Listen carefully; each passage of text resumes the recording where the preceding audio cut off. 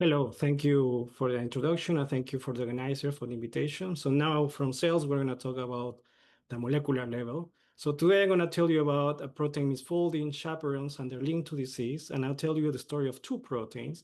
One is about the trick chaperoning, and the other is the Huntington protein. So as we all know, as proteins are synthesized, they start exploring different conformations until they reach their final form, which is linked to their function. Protein folding can be spontaneous, driven by sequence, or can be driven by chaperones. And misfolded proteins are degraded sometimes because they have mutations. They enter into a misfolded state that are recognized by protein degradation machinery.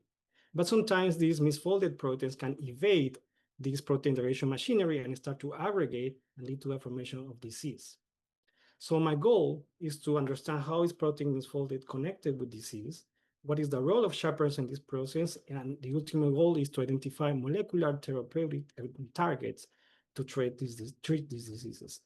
So the first story is about the trick chaperoning. So trick, it has the shape of a barrel and is formed by two rings. Each of these rings has 8 different subunits. And trick actually encapsulates unfolded polypeptides, and inside a folding chamber, they will get folded, and in an ATP-dependent manner, they will be released. So we sequenced the genomes of 1,000 patients with brain disorders around the world. Of these patients had this brain disorder with idiopathic in nature, and these patients had brain malformations, seizures, vision, and cognitive impairment. So to our surprise, we found that 22 of these patients had mutations in TRIC, actually in different subunits of TRIC and in different parts within each subunit. So with this observation, we asked if these mutations are actually the cause of these brain disorders. So to address that, we introduced these TRIC mutations into 3 different model organisms to test their effect. And we've studied in zebrafish, in nematode, and in yeast. So we found that friendship and nonsense mutations induce severe loss of TRIC function. When we introduced these mutations in yeast, we observed they were very toxic to the point they were lethal to the growth in yeast. When we introduced these mutations in C. elegans, we observed a significant amount of actin aggregates. And when we introduced these mutations in zebrafish, we observed that the cells corresponding that form the cerebellum were notably absent, which is consistent to what we observed in the patients we analyzed. We also found missense mutations in different parts in different subunits, and we found that a single amino acid mutation can have dramatic effects on trick operation.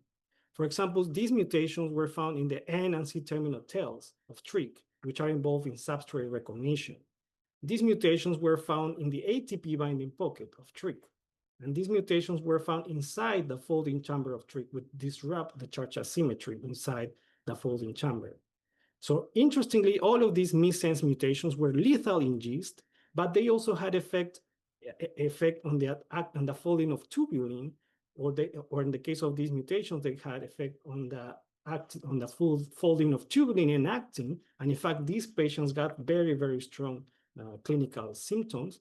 Or in this case, even though they were lethal in yeast, they did not affect actin or tubulin folding.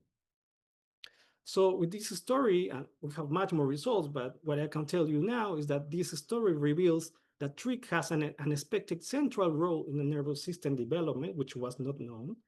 We also found that these mutations cause a spectrum of previously unexplained brain disorders we have called trichopathies.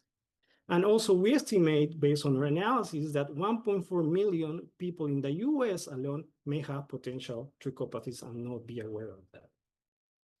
So in order to find treatment for these newly discovered trichopathies, we need to understand the underlying mechanism. So we have just scratched the surface of this. So we need to understand how is this happening.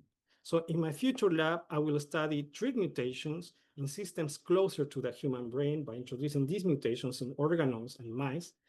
We also need to understand what is happening with the TRIC motor specifically. Is it affecting substrate binding, encapsulation?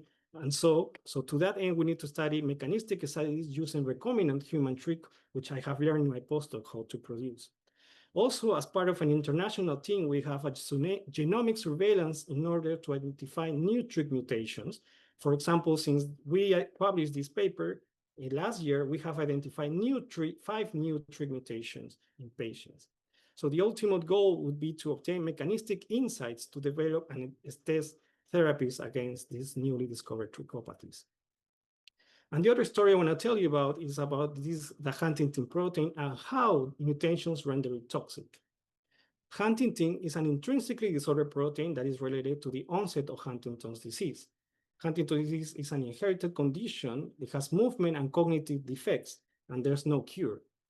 The pathologic unit of Huntingtin has 3 parts: N17, a polyQ repeat, and a protein-rich domain. So Huntingtin toxicity depends on the polyQ length.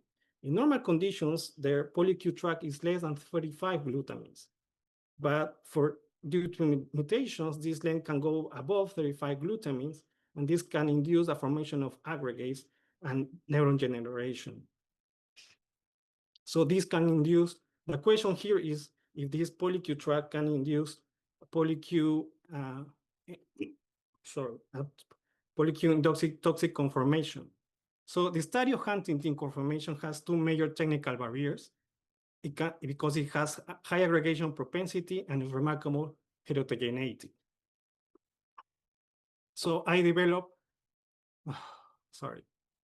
an assay to study Huntingtin at a single molecule level with optical tweezers in a similar manner. So we use a laser to track small particles in a similar manner as Star Trek uses a laser tractor beam. So we're doing that, we can unfold Huntingtin and obtain mechanical information, structural information about it. So we analyze unfolding ribs in Huntingtin, and by this analyzing these unfolding ribs in Huntingtin, we can actually measure what are we breaking in each interaction, what are the interactions that we're breaking, and with that, we can actually obtain structural information about the conformation of Huntingtin. So with this approach, we ask how does the conformation of Huntingtin is changing as a function of polyQ length. So we analyze different constructs with different polyQ lengths, and we found that as we increase the length of this polyQ, we obtain actually, there's a conformational change that starts to show up. Specifically, we observed that the distance between the N17 domain and the protein-rich domain here in purple starts to increase. So the question here is, what is driving this conformational change that we observe? So we use, by using mutagenesis analysis and other constructs, we found evidence of the presence of an alpha helix that spans N17 and the polyQ track. And we also found that the longer the polyQ track, the longer the helix present.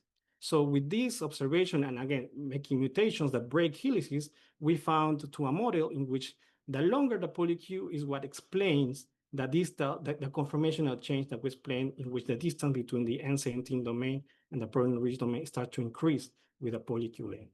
So that's interesting enough, but the question is, what are the consequences of this conformational change of Huntingtin? So in the field, it's very clearly established that N17 domain is the aggregation nucleation point. So when the polyQ is smaller than 35 glutamines, Huntingtin is in a closed conformation. It's not accessible to interact with other Huntingtin proteins.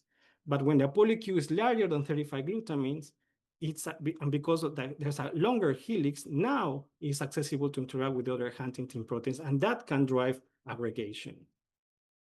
So as a summary here, we have found conformational differences between the pathogenic and the non-pathogenic version of Huntingtin not reported before. We also found conformational switch that depends on polyQ length and the helical content that is actually explaining its toxicity. And we also show that optical tweezers are an excellent tool to study aggregation-prone proteins. So with this system that I have developed during my postdoc, I can expand this, increase the complexity to study other components of Huntingtin and also other proteins. For example, I am interested in studying how post-translational modifications and other chaperones and other molecules actually reduce or increase Huntingtin aggregation. I have some preliminary evidence that some of these actually are stabilizing one of these conformations. So in my future work, we're going to work on that. Also, we can study dimers and oligomers. For example, if we study dimers, we can ask if the toxic conformation can be transmitted in a prion-like manner. which is not known yet. Also, we can study oligomers formed by 5 or 6 fused Huntington oligomers. And importantly, we can understand the conformation and stability of these oligomers because it has been shown that oligomers are the toxic species in Huntington's disease. And finally, today I show you how this system can be applied to study Huntington protein, but in the future, I also plan to use my system to study other aggregation-prone proteins linked to disease. For example, I am interested in studying how tau phosphorylation renders it toxic. I would like to finish by thanking my supervisor, my postdoc advisor, Judith Friedman, and Carlos Bustamante, my PhD advisor in Berkeley, and also collaborator in Huntington Project, and also to Ingo Kur, a collaborator in the TRIC project in Germany. And finally, to the Hereditary Disease Foundation for the funding, and this is my email if you want to have any questions. Thank you very much.